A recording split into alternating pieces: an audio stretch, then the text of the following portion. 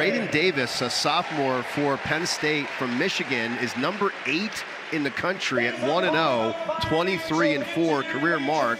There he is. And then they got Ryan Crookham, top-ranked wrestler at this weight, just 1-0 this year for Lehigh. He wrestled against Morgan State, 28-2 in his career. All-American last year, placing 3rd. Of course, local here, this is a big opportunity for him to wrestle here at PPL Center. Wrestled at Saucon and Notre Dame here in our area.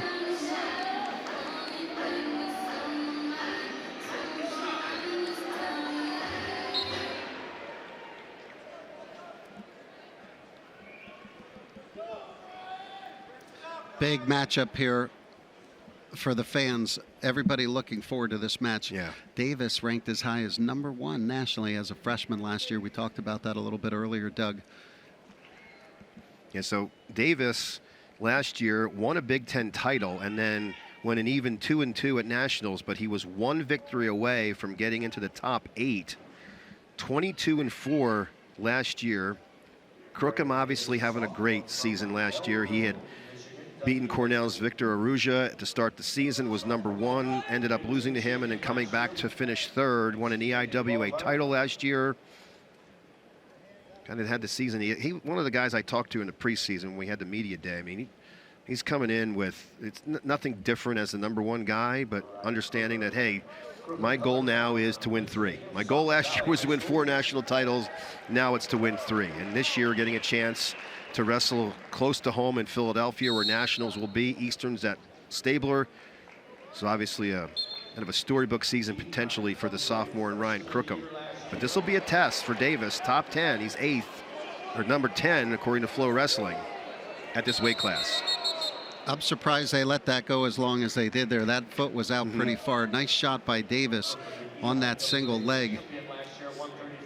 And that's the mindset, right, Doug? When you're coming into college and you're really good, your goal should be to win 4 national titles. If you don't accomplish it, then next year, okay, let's go for 3. You keep revising. But that should be the ultimate goal. And for many of these elite athletes, that is their goal. Penn State, they've been doing it for over a decade now. Lehigh, finally getting some guys in there that have the capability of winning multiple national championships. Yes. Yeah, I know you're talking about Luke Stanich, who we mentioned before. Redshirted this year, will be back next season. A guy that has the opportunity and the desire to win that 3. It's funny. I've listened to multiple podcasts with former Penn State wrestlers, and they discuss that the idea is you're coming back. You know, you lose, like, okay, but now it's like, well, we got to turn things around like the next day and go after that national championship the next year. And of course, this is a team driven to continue to win a team title at nationals and to place as many guys in this finals and then obviously at the top of that podium every year. Oh, beautiful. Oh, Braeden Davis almost nice. With a step over and a nice second counter by Crookham. And one of the things that really interests me, Doug, in this matchup is how does Braeden Davis, how is he handling the weight, the adjustment, bumping up a weight class?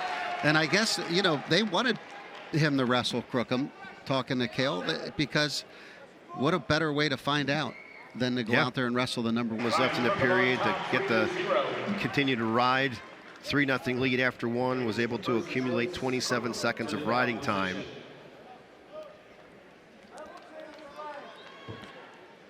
So Davis last year won that Big Ten championship.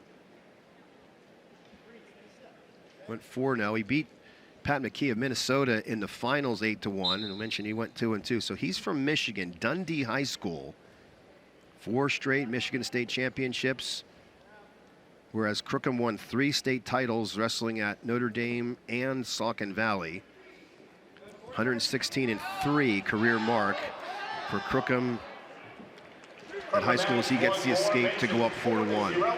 I believe his high school won 4 state championships while he was there team-wise. Yes.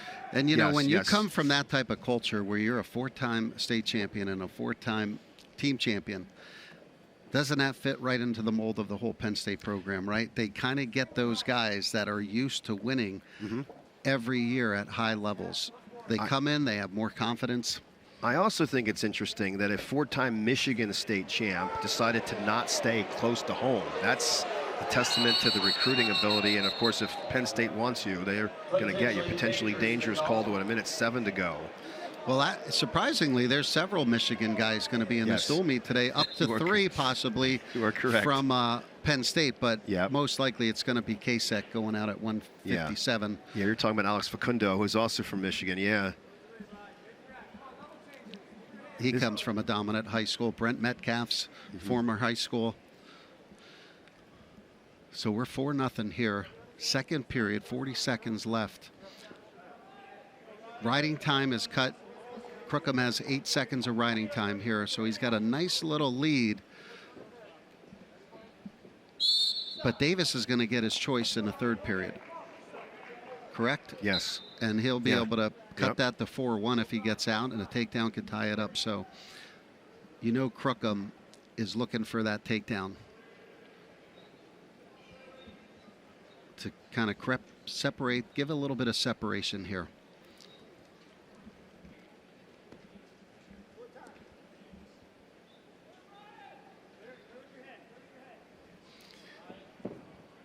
Now 10 seconds to go in the period.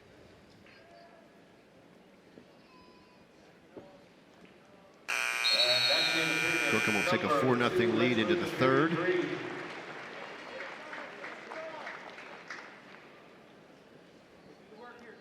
Davis goes to the down position.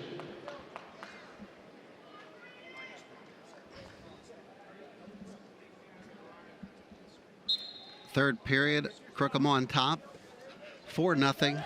He's looking for a 2-on-1 tilt here, trying to elevate that. Davis does a good job of bellying down. Penn State leading this dual meet 3-0 in the second of 10 bouts. And once again, this is where you can be really effective from that top position if you can get a turn. Crookham trying to do it again. 2 seconds, you get 2. 3 seconds, you get 3. 4 seconds, you get 4. And it's really allowed the guys that are good on top, especially with a tilt, to rack up points early on. So Crookham now is over 45 seconds of riding time with, and there's the escape at 48.7, so no riding point yet. So Davis, as you mentioned, Scott, right back in this. If he can score a takedown, he ties it up. You know, I think this is going to play into Ryan Crookham's offense much better if Davis starts doing more attacking on Crookham. You could see in the first period he came out. You could see there's very much respect for each other. And I think the more you're going to attack Ryan Crookham, the better that's going to play into his style. And we'll see with 52 seconds left in the third. See Crookham keeping his distance here, hasn't locked up.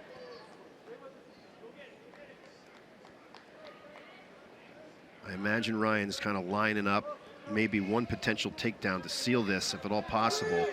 And he just got a stalling warning. I'm not a big fan of that call right there. I mean, I know he's kind of doing a little bit more circling away, but there is absolutely no offense being generated. Not even a setup. Davis is kind of doing the same thing to him. Right, he's just batting at his head. Now Crookham has taken the action to the edge, but you're right. And there's another stalling warning for backing up, so it's just a point, and that won't change anything.